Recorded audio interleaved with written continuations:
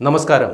Manjummel boys എന്ന ചിത്രത്തിലെ കൺമണി അൻപോട് ഗാനം ഉപയോഗിച്ചത് അനുമതിയോടെയെന്ന് നിർമ്മാതാക്കളിൽ ഒരാളായ ഷോൺ ആന്റണി മ്യൂസിക് കമ്പനികളിൽ നിന്ന് സിനിമയുടെ അവകാശം വാങ്ങിയിരുന്നു.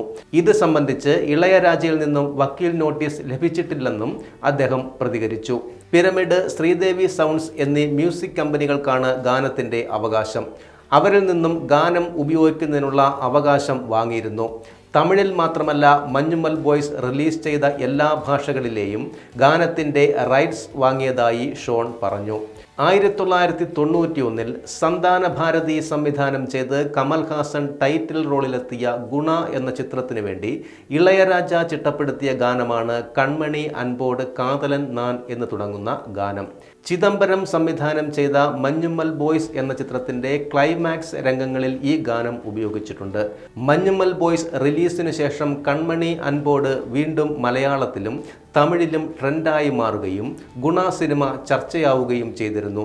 സോഷ്യൽ മീഡിയയിലടക്കം ചിത്രത്തിലെ ഡയലോഗും പാട്ടും പ്രചാരം നേടിയിരിക്കുന്ന സമയത്താണ് ഇളയരാജയുടെ നോട്ടീസ്.